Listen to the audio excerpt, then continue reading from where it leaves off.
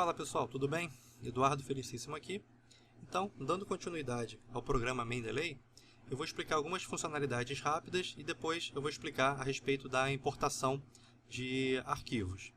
Aqui, o que vocês podem perceber, né? Nós temos aqui a criação de pastas desse lado, então você pode criar a pasta da maneira que você quiser e selecionar os arquivos. E a gente pode acessar os arquivos também através do PDF que já esteja, né, ou qualquer documento de texto que já esteja no seu computador. Tá? Eu vou explicar como é que a gente faz isso daqui.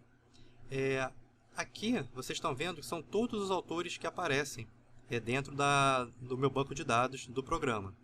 Qual é a vantagem dessa aba aqui?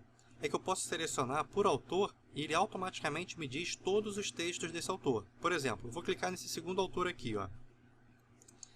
Ele automaticamente me diz quais são os dois textos que eu tenho na minha base de dados sobre esse autor aqui.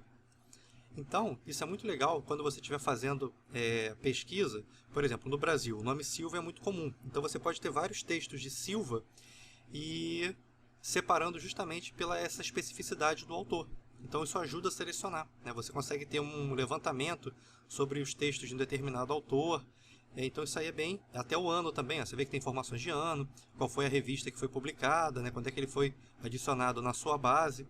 Então isso aí é uma opção bem legal, tá? Para vocês verificarem essa parte. E aqui no programa a gente tem todas as ferramentas necessárias para a gente poder organizar melhor. A gente pode selecionar por favoritos, tá vendo? Eu posso marcar aqui, ó, as estrelinhas de favoritos, depois fazer uma seleção, um filtro, né, sobre eles.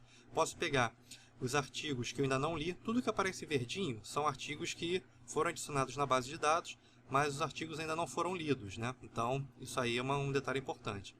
Aqui é quando o arquivo já está no seu computador. Você faz o download do artigo, né, e direciona ele para alguma pasta, então ele vai aparecer informação aqui. Quando a gente for utilizar o PDF, eu já vou explicar para vocês. Aqui você pode usar filtro por autor, né, ordenar, por título, por ano de publicação, por periódico que foi publicado, né, ou editora do livro, que você permite ter vários filtros também para isso. E aqui é por data de adicionamento, né, de adição no seu trabalho. Então você pode colocar aqui, ó, por exemplo, os mais antigos, né, primeiro, e os mais recentes. Então você pode colocar essas informações aqui, tá? Vamos fazer, para vocês perceberem aqui a diferença, vamos colocar os artigos que eu já salvei aqui numa pasta, tá?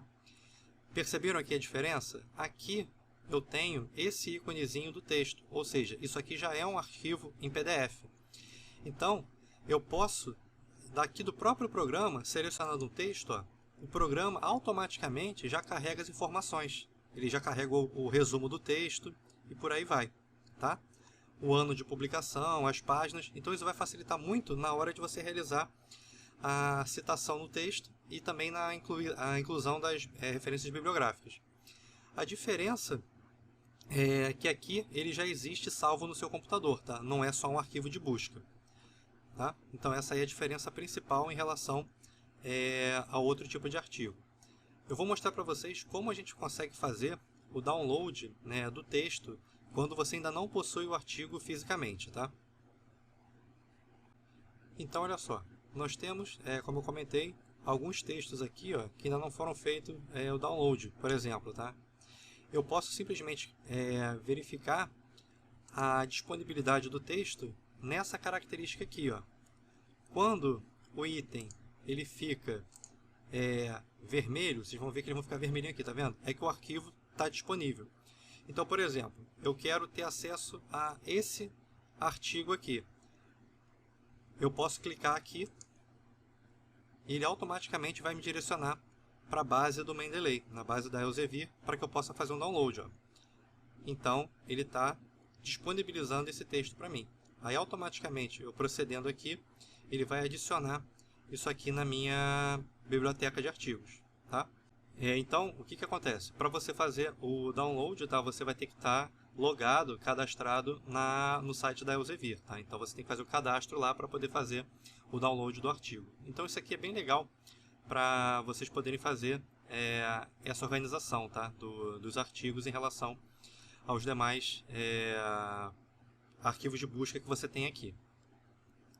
Tá ok, pessoal? Então, basicamente, essa explicação aqui sobre a diferença do programa.